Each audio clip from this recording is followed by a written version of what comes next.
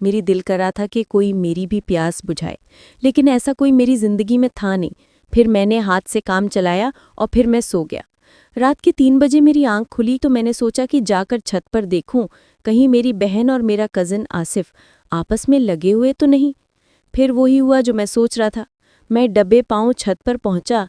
छत पर हमारे एक टूटा हुआ चारपाई पड़ी हुई थी।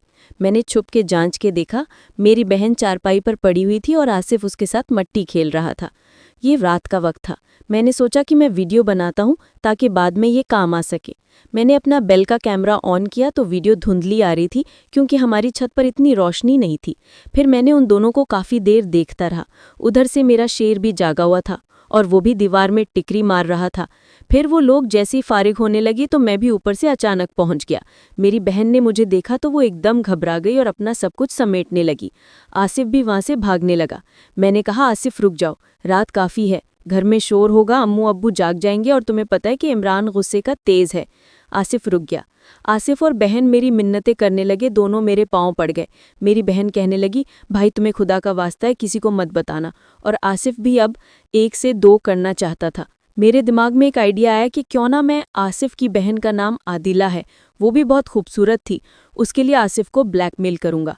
फिर मैंने आसिफ से कहा, आसिफ अभी रात के तकरीबन 4 बज चुके हैं, इस वक्त तुम मेरे घर में हो और मैं चाहूँ तो तुम्हें अभी फंसा सकता हूँ। वो कहने लगा, हाँ इमरान भाई, मैं जानता हूँ आपका बहुत फ़र्ज़ है, मैं सारी ज़िंदगी आपका फ़र्ज़ नहीं भूलूंगा, ये मेरा राज रखें। फिर वो कहने लगा, इमरान भाई मैं यहाँ आना ही नहीं चाहता था, तुम्हारी बहन ने बहुत मजबूर किया है, चाहो तो पूछ लो। फिर जोया कहने लगी, हाँ भाई मैंने इसे बुलाया है। फिर मैंने उससे कहा कि तुम चुप रहो, मैं तुमसे बात नहीं कर रहा, मैं अभी आसिफ से बात करता हूँ, उसके बाद मैं तुमसे बात करूँगा। पहले तो मैंने उन दोनों को खूब डराया, मैंने कहा ये हो जाएगा वो हो जाएगा, या वो दोनों बहुत ज़्यादा डर गए। फिर मैंने कहा, जोया तुम रुक जाओ, मैं आसिफ को थोड़ा सेट पर ले गया।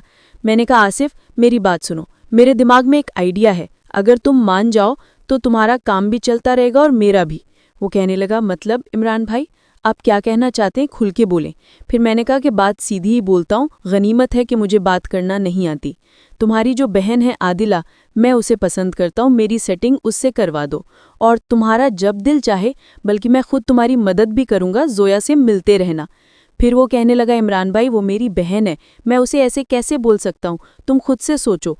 मैंने कहा, हाँ मुझे पता है कि वो तुम्हारी बहन है, मैं कौन सा तुम्हें कह रहा हूँ कि उसे यहाँ ले आओ, बस मेरे लिए सेटिंग करो, वो मेरे लिए रास्ता आसान कर दो, बाकी काम मैं खुद कर लूँगा।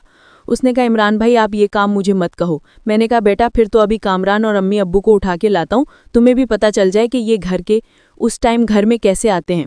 वो पहले बहुत डरा हुआ था, फिर मान गया, कहने लगा, अच्छा ठीक है इमरान भाई, मुझे एक दिन सोचने का वक्त दे, मैं खुद आपको बता दूंगा। मेरे पास भी इसके अलावा कोई ऑप्शन नहीं था, मैं अब इन दोनों को पकड़वा तो नहीं सकता था क्योंकि जोया के साथ मैंने भी करना था और ये बहुत अच्छी टीम थी जिसका मैंने फ़ायदा भी उठाया। उसने हामी भर ली और वो अपनी बहन के साथ मेरा रिश्ता करेगा। फिर मैंने जोया से कहा कि इसे नीचे छोड़ के जल्दी ऊपर आओ, मैं तुम्हारा इंतज़ार कर रहा हूँ, हाँ गेट आराम से खोलना, कहीं अब्बू जाग ना जाएं। फिर जोया गई सबको नीचे छोड़ने और फिर मैं ऊपर उसका इंतज़ार करने लगा। मैं सोच रहा था कि अब जोया वापस आएगी और मैं इसी चारपाई पर उसे ले लूँगा। अब मैं तरीका सोच रहा था कि किस तरह करूं। मुझे खड़े हुए 10 मिनट गुजर गए थे, जोया अभी तक नहीं आई थी। मैं परेशान हुआ कि जोया क्यों नहीं आई। मैंने कहा, अच्छा 10 मिनट मजीद इंतज़ार करता हूं, क्योंकि वो घबराई हुई थी।